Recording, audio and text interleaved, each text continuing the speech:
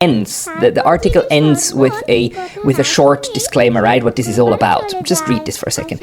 Israel began its Gaza offensive after the October 7, 2023 Hamas-led attack on Israel, in which some 1,200 people were killed and 251 taken as hostages back to Gaza. The offensive has killed over 65,000 people in Gaza, its health authorities say. If you haven't followed the entire drama about the siege of Gaza and the illegal blockade, you might be forgiven for thinking that, the blockade was initiated after October 7th, right, as part of Israel's legitimate right of self-defense, right, because Israel is constantly under threat and under attack for no good reason other than everybody hates Israel, right? Everybody's an anti-Semite. Israel has never ever done any harm to others.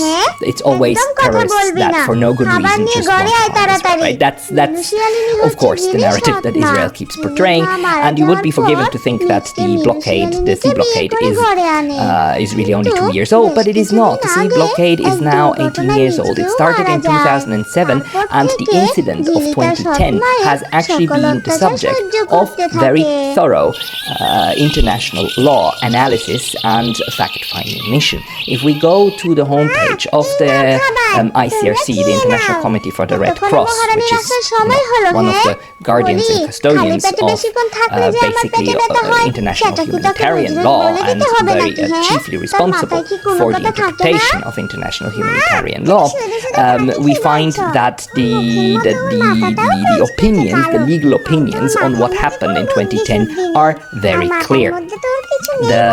Back then too, ships tried to bring 10,000 tons of humanitarian aid. The ships were raided, the aid was seized, 9 people were left dead of the activists. The Human Rights Council, actually the UN Human Rights Council, then asked for a fact-finding mission, and the report of this fact-finding mission is one of the important sources now for evaluating the legality of what happened, because Israel keeps claiming that its blockade is legal under international law, and hence anyone who tries to run the blockade or to oppose it is acting against international law and can by Israel legally be repelled, because its blockade is totally fine, of course. Now, this has been studied, and this commission of the UN Human Rights Council found that it's nonsense. It's utter nonsense.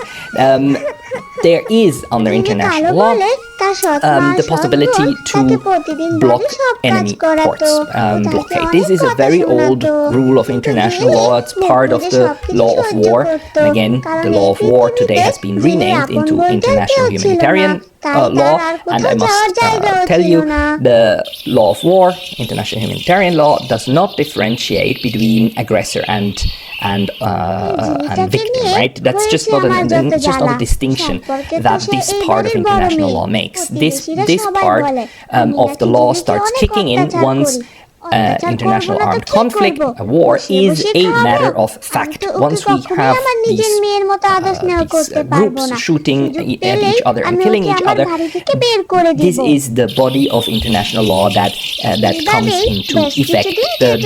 Never mind who started it, right? So while Israel does have an argument in saying that it's just using its right under international law to effect blockade, international humanitarian law also has stringent constraints on what kind of blockade this can be and when blockades are in fact illegal. So a blockade, let me just read to you from the report, the Human Rights Council report, a blockade must satisfy a number of legal requirements, including notification, effective and impartial enforcement, and proportionality. A blockade is illegal if it has the sole purpose of starving the civilian population or denying it other objects essential for its survival, or the damage of the civilian population is or may be expected to be excessive in relation to the concrete and direct military advantage anticipated from the blockade. A blockade may not continue to be enforced where it inflicts disproportionate damage on the civilian population. Further down, we then read that the mission is satisfied that the blockade was inflicting disproportionate damage upon the civilian population in the Gaza Strip, and that as such, the interception could not be justified and therefore has to be considered illegal. And I just need to point out here that this is a finding from 2010. In 2010, the Human Rights Council found that the blockade back then of the strip was illegal because it created too much hardship on the population, even back then in 2010.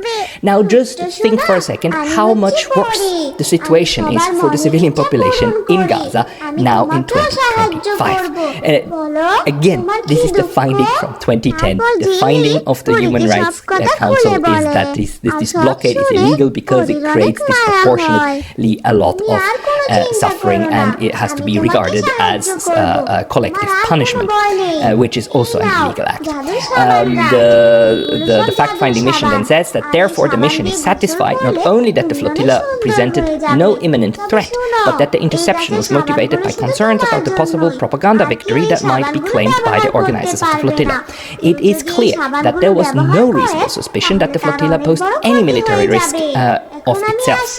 As a result, no case could be made for intercepting the vessel in the exercise of belligerent rights or Article 51 of the UN Charter on self-defense. Thus, no case can be made for the legality of the interception, and the mission therefore finds that the interception was illegal. So, if we go a little bit further down, the last part I want to read to you from the conclusion is that the conduct of the Israeli military and other personnel towards the flotilla passengers was not only disproportionate to the occasion, but demonstrated levels of total unnecessary and incredible violence. It betrayed an unacceptable level of brutality. Such conduct cannot be justified or condoned on security or any other grounds. It constituted a grave violation of human rights law and international humanitarian law. So, just again, to make this clear, already in 2010, we have findings from UN bodies and international lawyers from all over the place that the siege of Gaza and the blockade of Gaza, the sea blockade, is illegal. And when Israel claims that it has the right to block off all and any ships from this strip of land, then that's just nonsense. If Israel claims that these are its territorial waters, that's also nonsense. If these ships go straight over here into the territorial waters of Palestine, of Gaza, then these ships are in no violation whatsoever with any kind of international law, and the blockade of the Gaza Strip has already in 2010 been declared by human rights bodies of the United Nations as an illegal